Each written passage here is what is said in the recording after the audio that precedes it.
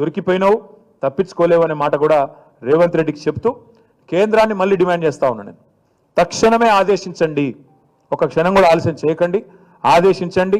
ప్రజల అనుమానాలు ఎందుకు అసలు నేను తెప్పించి చూసిన ఈ సూదిని సృజన్ రెడ్డి ఎవరు, ఆయన కంపెనీ ఏంది, వివరాలన్నీ తీసుకున్నా. పోయిన సంవత్సరం అంతకుముందు సంవత్సరం 2 కోట్ల లాభం ఉన్న కంపెనీ అది. 2 కోట్ల లాభం ఉన్న కంపెనీ 1000 కోట్ల పనులు చేస్తుందట. అదే ఐహెచ్పి లాంటి పబ్లిక్ లిస్టెడ్ కంపెనీ మాత్రం 200 కోట్ల పని చేస్తుందట. ఇది నమ్మొచ్చా? ఇది నమ్మశక్యంగా ఉందా? ఇది ముఖ్యమంత్రి ప్రమేయం లేకుండా, ముఖ్యమంత్రి ఆర్మ్ ట్విస్టింగ్ లేకుండా, ముఖ్యమంత్రి ఒత్తిడి లేకుండా, బెదిరింపు లేకుండా జరిగే పనేనా?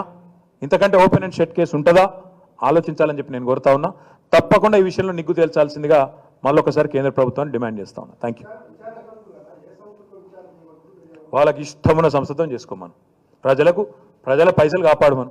ఆ సిబిఐ చేస్తుందా, సివిసి చేస్తుందా, ఈడీ చేస్తుందా, లేకపోతే కేంద్ర పట్టణాభివృద్ధి శాఖ చేస్తుందా, వాళ్ళ ఇష్టం, వాళ్ళ విచక్షణ. విచారణ జరుపుతారా లేదా అన్నదే మా ప్రశ్న. వాళ్ళకు ఇంట్రెస్ట్ ఉందా లేదా ప్రజాధనాన్ని కాపాడాలనేది లేదా అనేది వాళ్ళకున్న ప్రశ్న. రేవంత్ రెడ్డి కూడా చెప్పాలా సమాధానం. బావమరిది కంపెనీకి 1137 కోట్ల వర్క్ ఇచ్చి ఎందుకు ఆ జీవో దాచినో చెప్పాలా. ఎందుకు 6 నెలల నుంచి ఫిబ్రవరి మాసం నుంచి ఈరోజు వరకు జీవోలు ఎందుకు వెబ్సైట్లో పెట్టడం లేదు?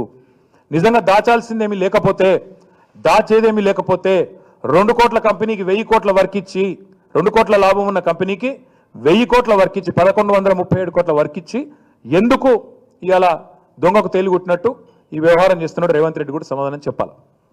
ఓకే,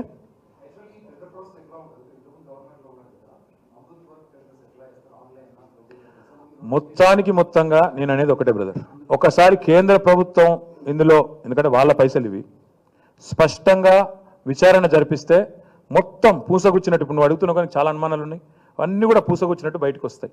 నేను అనేదల్లో ఒకటే బ్రదర్, ఇది నేను బయట పెట్టింది టిప్ ఆఫ్ ద ఐస్బర్గ్.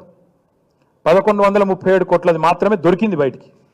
ఇంకా మిగిలింది 7700 కోట్ల సినిమా ఉంది. అందుకే అంటున్నాను నేను, ఇది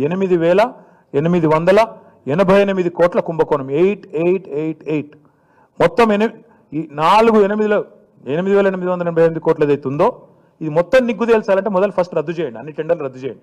చేసి ఏ రకంగా ఇవాళ ఒక షాడో కంపెనీని అడ్డం పెట్టుకొని అందులోకి మళ్ళీ ముఖ్యమంత్రి కంపెనీ ఎట్లా దూరింది, ఆఫీస్ ఆఫ్ ప్రాఫిట్ రాదా, ఆ సెక్షన్లు అట్రాక్ట్ కావా, ఇవన్నీ కూడా ప్రజలు చూస్తున్నారు. నిజంగా కాంగ్రెస్ ముఖ్యమంత్రి మీద బీజేపీకి ప్రేమ లేకపోతే ఎందుకు రద్దు చేయరండి? ఎందుకు ఎంక్వైరీ చేయరు? చేయాలి కదా. వాళ్ళ శాసనసభా పక్ష నాయకుడే లేవనెత్తిండి ఇది మొదలు.